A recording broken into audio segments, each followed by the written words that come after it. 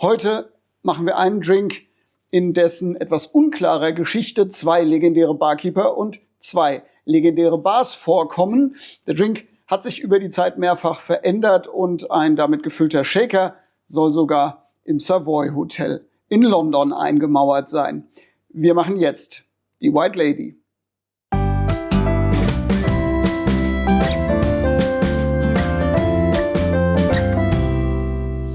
Hallo und willkommen bei den kultivierten Tresenwesen. Schön, dass ihr da seid. Ich bin Florian und ich wundere mich ein wenig über mich selbst, dass ich nach so vielen Jahren noch immer kein Video vom White Lady Cocktail gedreht habe. Das mag daran liegen, dass er ein bisschen unspektakulär klingt und vielleicht auch daran, dass ich gar nicht so der Riesen-Gin-Fan bin. Entstanden ist der Drink dabei gar nicht mit Gin. Als Harry McElhone ihn 1919 im Cheeros Club in London kreiert hat, waren noch Brandy, Crème de Menthe und Cointreau drin. Erst in seiner legendären Harry's New York Bar in Paris kam dann 1929 Gin ins Spiel und die moderne White Lady war geboren, so erzählte es zumindest McElhone, beziehungsweise später seine Familie. Falls ihr neu auf dem Kanal seid, dann würde ich mich freuen, wenn ihr jetzt abonniert und die Glocke aktiviert, um in Zukunft nichts zu verpassen und um den Kanal zu unterstützen. Denn jedes Abo hilft. Ob McElhone seinen White Lady Cocktail weiterentwickelt oder später einfach ein anderes Rezept übernommen hat, ist heute nicht mehr belegbar. Die Meinungen gehen da aber auseinander. Angeblich gab es schon Anfang der 1920er einen White Lady mit Gin, also deutlich bevor McElhone das Rezept 1929 angepasst haben will. Heute verbindet man den Drink vor allem mit einem anderen, nicht weniger legendären Harry, nämlich dem ehemaligen Head-Bartender der American Bar im Savoy Hotel in London, Harry Craddock. Dieser übernahm einen Drink namens White Lady dann 1930 auch in sein bekanntes Savoy Cocktail Book und erhöhte dabei die Gin-Menge, wobei der Drink sich dann stärker in Richtung Gin Sour, Gin Sidecar entwickelt hat. Von wem Craddock den Drink übernommen hat, ist nicht belegt. Er hat selbst nie die Urheberschaft dafür beansprucht, auch wenn das Savoy Hotel davon spricht, dass der Drink im Hotel entstanden sei. Auf jeden Fall soll Craddock den Drink aber so sehr gemocht haben, dass er einen vollen Shaker damit 1927 bei Renovierungsarbeiten in die Wände des Savoy einmauern ließ. Gefunden wurde der Shaker allerdings nie. Auf einen dritten, weniger bekannten Barkeeper als Erfinder unseres Drinks, dann bereits Anfang der 1920er, weisen Zeitungsartikel und Werbeanzeigen aus den frühen 1930ern hin. Die Victor Cabrin aus dem Grosvenor House in London als the originator of the White Lady as well as the Blue and the Black Lady aufführen.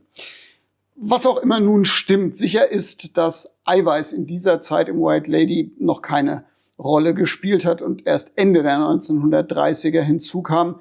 1946 ist er dann so im Stork Club Barbook niedergeschrieben und die Rezeptur hat sich dann auch durchgesetzt.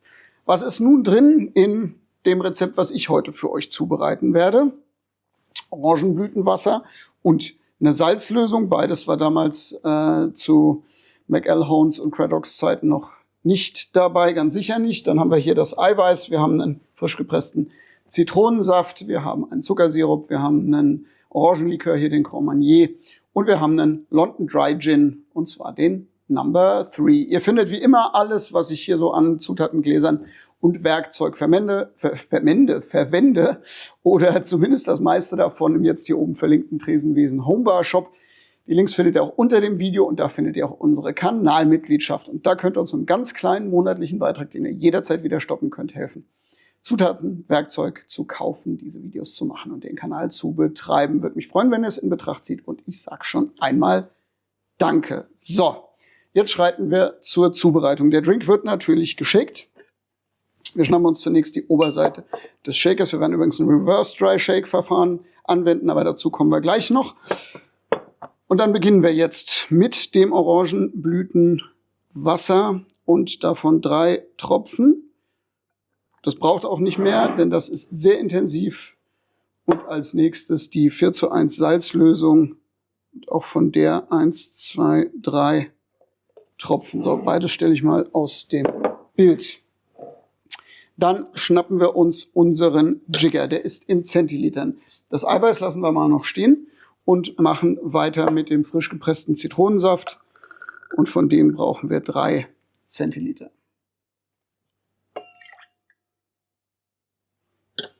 Vom Zuckersirup brauchen wir 1 Zentiliter.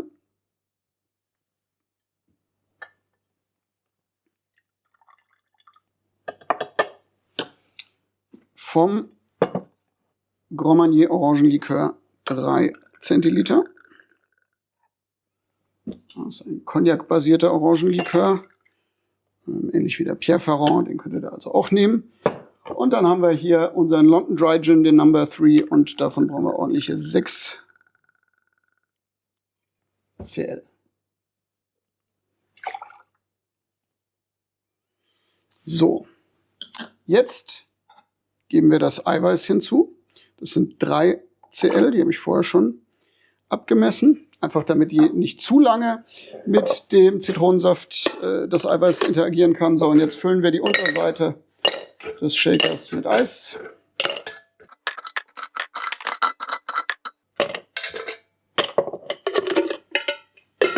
Wir geben die Flüssigkeiten oben drauf, schließen den Shaker so, dass wir hier eine gerade Kante haben. Das Ganze kriegt jetzt wie immer 10 bis 15 Sekunden.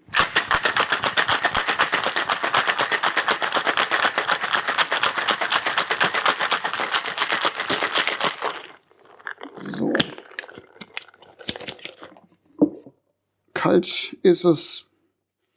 Schaumig ist es auch schon. Ich muss irgendwann mal wirklich einen direkten Vergleich machen mit einfach nur mit Eisshake und einem Reverse Dry Shake. So ganz sicher bin ich mir da nicht, dass da immer mehr bei rauskommt. Wie auch immer.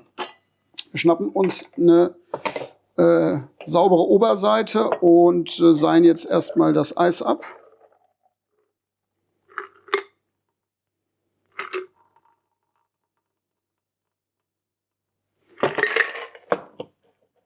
So, das stellen wir weg.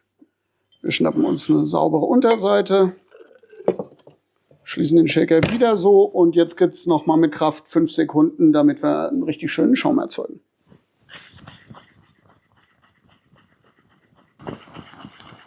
So, das sollte gereicht haben.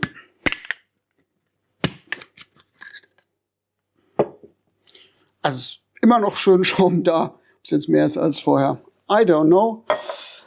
Wir schnappen uns eine vorgekühlte Cocktailschale. Das hier ist die wunderschöne Coupe aus der Serie New Era meines Partners Honest Glass. Wenn ihr da mal in den Katalog gucken wollt, der ist jetzt hier oben verlinkt.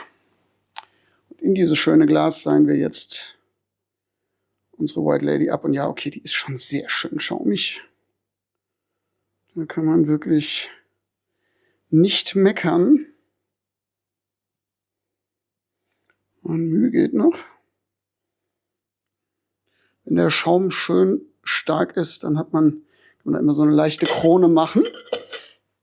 So, als Garnitur brauchen wir eine Zitronenmünze. Nein, nicht Minze, sondern Münze, genau. Ich schneide hier mal so ein Stück seitlich runter. Dann hat man nämlich genau so ein fast rundes Stück. Ich will aber vorher noch ein paar Zitronenöle über den Drink geben. Einfach für die Aromatik. Oh, ich liebe das. Ich liebe den Geruch von Zitronenölen. Wir reiben das Glas noch mal ein bisschen ab. So, und jetzt schneiden wir diesen Coin hier so ein bisschen ein, um ihn dann aufs Glas als Garnitur zu stecken. Und ich habe hier für euch die White Lady. So, bevor ich gleich probiere, wenn euch gefällt, was ich hier mache, dann drückt doch unten auf den Like-Button, kommentiert gerne oder nutzt die YouTube-Hype-Funktion. Ist alles kostenlos, hilft dem Kanal aber weiter. Und ich sage Danke und ich sage Cheers.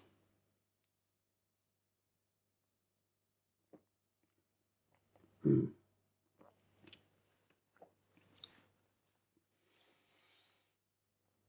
der Nase hatte ich das Orangenblütenwasser sehr intensiv, fast schon parfümartig, aber schön frisch. Und die Zitrone. Im Mund war es natürlich erstmal ganz toller Eiweißschaum, also richtig schönes Mundgefühl, sehr frisch in Summe. Der Orangenlikör kommt überraschend stark raus. Da hilft natürlich dann auch das Orangenblütenwasser nochmal in der Aromatik. Botanicals vom Gin sind da, vor allem jetzt so im Abgang. Ja, Spitzendrink, fruchtig, leicht, wunderschön, sehr elegant in der Anmutung, aber irgendwie auch im Erlebnis beim Trinken. Ist jetzt nichts Außergewöhnliches, tut aber auch keinem weh. Und wie gesagt, er hat diese frische Eleganz, die mir extrem gut gefällt. Und der würde sich auf einer Sommerparty, auf einer All-White-Party, würde der sich, glaube ich, sehr gut machen. Ja, ist es jetzt nur ein Gin Sour? Vielleicht. Und selbst wenn, spielt auch eigentlich keine Rolle. Es ist ein sehr leckerer Drink. Schreibt mir gern in die Kommentare, ob ihr ihn probiert habt und wie euch der White Lady, nein, die White Lady gefällt. Für heute war es das Bild vom Drink mit Rezept, wie immer auf unserem Instagram-Channel. Den verlinke ich euch jetzt noch hier oben. Im Abspann gibt es weitere spannende Gin-Cocktails. Auch wenn das nicht meine favorisierte Spirituose ist, gibt es damit schon ziemlich gute Sachen. Danke fürs Zusehen heute. Ich freue mich aufs nächste Mal. Macht's gut, bis dann. Cheers.